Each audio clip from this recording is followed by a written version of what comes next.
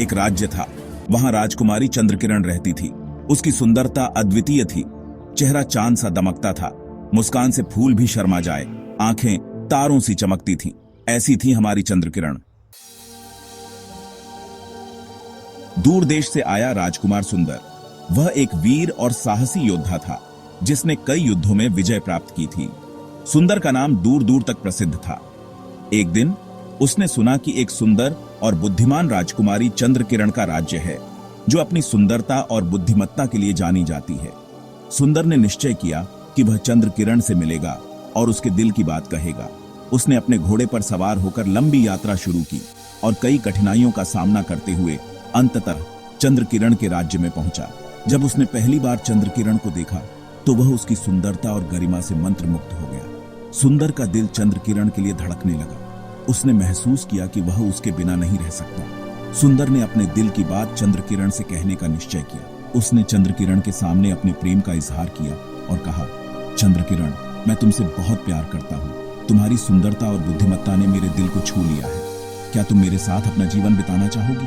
चंद्रकिरण ने सुंदर की बात सुनी और उसकी सच्चाई और प्रेम को महसूस किया, लेकिन वह जानती थी कि यह इतना आसान नहीं होगा। सुंदर ने ठान लिया, चंद्रकिरण को पाकर ही दम लूंगा। उसने अपने इरादे बताए। उसने कहा, मैं किसी भी कठिनाई का सामना करने के लिए तैयार हूं। मैं तुम्हारे लिए किसी भी चुनौती को स्वीकार करूंगा। सुंदर ने अपने दोस्तों और सहयोगियों के साथ मिलकर योजना बनाई कि वह कैसे चंद्रकिरण का दिल जीत सकता है। उसने अपने राज्य के सबसे बुद्धिमान और अनुभवी सलाहकारों से सलाह ली और एक मजबूत योजना बनाई। सुंदर ने अपने इरादों को स्पष्ट किया और अपने लक्ष्य की ओर बढ़ने लगा, लेकिन रानी ने मना कर दिया। रानी ने कहा, सुंदर, मैं तुम्हारे साहस और प्रेम की सराहना करती हूँ, लेकिन चंद्रकिरण का विवाह किसी और से तय हो चुका है। सुंदर ने रानी की बात सुनी और उसे समझने की कोशिश की, लेकिन उसके दिल में चंद्रकिरण के लिए प्रेम की ज्वाला जल रही थी। उसने रानी से विनती की, कृपया मुझे एक मौका दें। मैं साबित करूंगा कि मैं चंद्रकिरण के योग्य हूं। रानी ने सुंदर की बात सुनी, लेकिन वह अपने निर्णय पर अडिग रही। उनके दिल में एक राज दबा था। रानी के चेहरे पर एक रहस्यमय मुस्कान थी। उसने कहा, सुंदर, तुम्हें नहीं पता कि चंद्रकिरण के विवाह के पीछे एक गहरा रहस्य है। सुंदर ने रानी की बात सुनी और उसकी आंखों में सवाल थे। रानी ने कहा, यह रहस्य तुम्हें तब पता चलेगा जब सही समय आएगा। सुंदर ने रानी की बातों को ध्यान से सुना और समझा कि उसे धैर्य रखना होगा। उसने निश्चय किया कि वह इस रहस्य को जानने के लिए हर संभव प्रयास करेगा और चंद्रकिरण को पाने के लिए किसी भी हद तक जाएगा। सुंदर टूट गया। उसने जंगल का रास्ता पकड़ ढा। राजा और रानी चिंतित हुए। उनका बेटा खो गया था। दर्द और पछतावा उन्हें खाए जा रहा था। क्या गलती हो गई थी? रानी चुप नहीं बैठी। उन्होंने साहस दिखाया। राजसी वस्त्र उतारे, तलवार उठाई, घोड़े पर सवार होकर निकल पड़ी। उन्हें अपना बेटा ढूंढना था, चाहे कुछ भी हो जाए। सेक्शन 5, कंचनपुर का रहस्य। रानी पहुंची कंचनपुर। यह रहस्यमय नगरी थी। यहां राजा इंद्रसेन का राज्य था। इंद्रसेन क्रूर और अत्याचारी था। रानी समझ गई, यहां कुछ गड़बड़ है। सेक्शन 6, इंद्रसेन का हृदय परिवर्तन। यह कहानी एक ऐसे राजा की है जिसका हृदय कठोर हो चुका था, लेकिन एक घटना ने उसकी पूरी दुनिया बदल दी। रानी ने इंद्रसेन का सामना किया। उसने राजा को उसकी गलतियों का एहसास दिलाया। रानी ने साहस के साथ अपनी बात रखी और राजा को उसकी जिम्मेदारियों का बोध कराया। उन्होंने बताया कि सुंदर कहां है। इंद्रसेन हिल गया। रानी ने उसे बताया कि सुंदर, जो एक निर्दोष व्यक्ति था, को गलत तरीके से कैद किया गया था। यह सुनकर इंद्रसेन के मन में गहरा प्रभाव पड़ा। उसके अंदर का इंसान जागा। इंद्रसेन ने महसूस किया कि उसने कितनी बड़ी गलती की है। उसके मन में पश्चाताप की भावना जाग उठी और उसने अपने कर्मों पर विचार करना शुरू किया। उसने सुंदर को मुक्त कर दिया। इंद्रसेन ने अपने हृदय की कठोरता को त्याग दिया और सुंदर को आजाद कर दिया। यह उसके जीवन का एक महत्वपूर्ण मोड़ था। रानी ने एक बुरी शक्ति को हराया था। रानी ने न केवल इंद्रसेन के हृदय को बदलने में मदद की, बल्कि उसने एक बुरी शक्ति को भी हराया।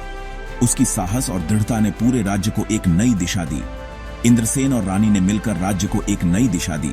उनके संयुक्त प्रयासों से राज्य में शांति और समृद्धि आई।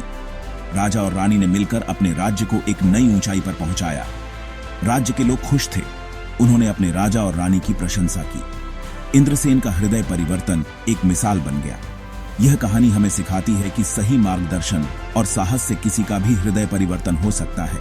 और इस प्रकार इंद्रसेन का हृदय परिवर्तन एक प्रेरणादायक कहानी बन गई। यह हमें याद दिलाती है कि परिवर्तन संभव है, चाहे परिस्थितियां कितनी भी कठिन क्यों न हो। अंत। सेक्शन 7, शांति का सूरज। सुंदर वापस आ गया। चंद्र किरण से मिलकर खुश हुआ। दोनों राज्यों में शांति आई। लेकिन यह खुशी ज्यादा दिन नहीं टिकी। एक नया खतरा मंडरा रहा था। सेक्शन 8, नया खतरा। क्षितिज पर एक काला साया मंडरा रहा था। एक दुष्ट जादूगर का खतरा। उसकी नजर राज्य पर थी। युद्ध होना तय था, एक भयानक युद्ध। सेक्शन 9, प्रेम और न्याय की विजय। यह कहानी एक ऐसे समय की है जब प्रेम और न्याय ने मिलकर बुराई पर विजय प्राप्त की। यह कहानी हमें सिखाती है कि सच्चा प्रेम और न्याय हमेशा जीतते हैं, चाहे कितनी भी कठिनाइयां क्यों न आए। सुंदर और चंद्रकिरण ने मिलकर सामना किया। वे दोनों न केवल एक दूसरे से प्रेम करते थे, बल्कि अपने राज्य और प्रजा से भी गहरा लगाव रखते थे। जब राज्य पर संकट आया तो उन्होंने मिलकर उसका सामना करने का निश्चय किया। उनके साहस और एकता ने उन्हें मजबूत बनाया। प्रेम और न्याय की जीत हुई। जादूगर का अंत हुआ।